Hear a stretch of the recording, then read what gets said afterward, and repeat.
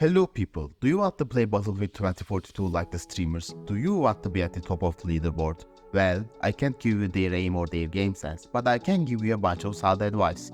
These tips are mostly for newer players, but even experienced ones will have a few they did not know. Let's start.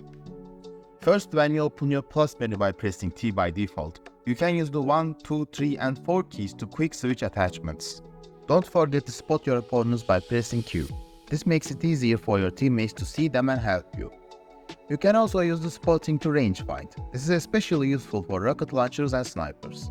When you are down, you can mark the position of the player that shot you so your teammates can kill them and revive you.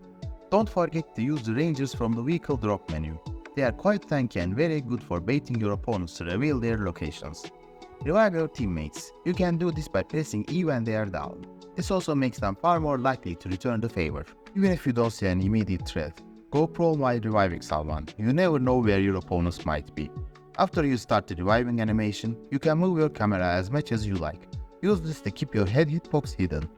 When peeking from the side of a piece of cover, the player further from the cover will see the other one first.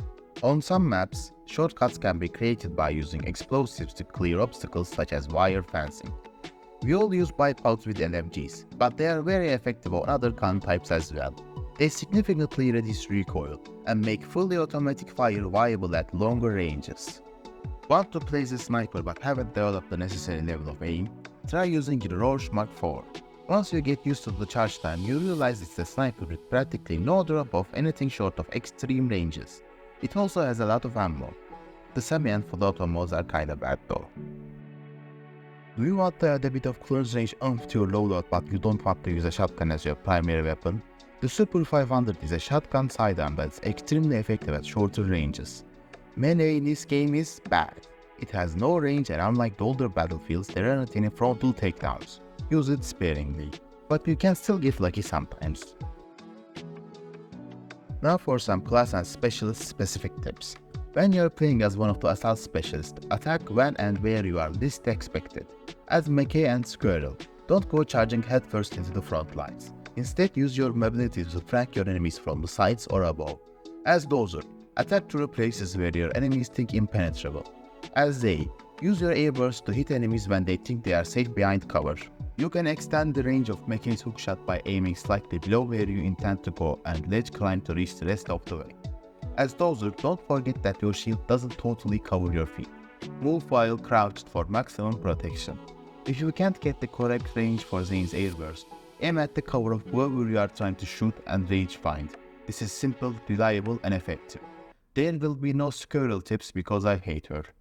When playing as an engineer, remember that your welder can also damage enemy vehicles. Burst's turret can hurt enemy aircraft. This is unlikely to get you kills, but a small amount of damage will cause many helicopter pilots to panic and leave you alone. Crawford's chain gun can damage vehicles of all types. The relatively small amount of damage it does can be used to finish off enemy vehicles. After you launch Liz's TGM, you can press shift to increase the rocket's speed, making it less likely that you get shot down before reaching your targets. Falk's healing pistol can be shot at the ground to leave darts for later use. We all know by now that Angel's loadout crate can be used to crush enemy players, but does the same go for enemy vehicles? No. Irish's shoot-down sentinel blocks nearly all grenades and missiles. Place it just behind the front line with some cover for maximum effectiveness. Insertion vehicles can be used as a stepping stone for reaching higher areas. Hacking an enemy vehicle with Rao's cybersuit will render it unable to use its countermeasures, making it easy picking for your teammates. Pike's scanner is one of the only tools in the game that gives you the ability to see through smoke. Use this to hunt your enemies when they are blind. Casper's drone has the ability to EMP your opponents. Hold right click to lock on, then press left click to disrupt your enemies. No battlefield game is whole without vehicles, so time for some general tips for playing with or against vehicles. If you want to use fancy weapons on your vehicles but you can't seem to get enough kills to unlock them, play the various vehicle-based portal modes to earn them expeditious. Whenever you lock onto an enemy vehicle with a missile launcher, hold your fire a bit to bait them into using their countermeasures early. In the same way, make sure that your enemy actually launches their missile before popping flares. Captured vehicles don't respawn for their original team until they are destroyed. It is better to die in a vehicle than greeding for an extra kill and letting it be captured. When you're using the incendiary grenade launcher, remember that it reloads in batches. Launch all your grenades to make sure you have a full magazine when you need it. The 60mm mortar shells have a very significant arc. Use this to kill opponents outside of your direct line of sight. When you are in vehicle versus vehicle combat, switch to empty weapons to inflict that extra bit of damage. You can squash people with vehicle call-ins, even allies. Heavier vehicles crush lighter ones, allies included. Always pay attention to mines when piloting an end vehicle, especially when you are behind enemy lines.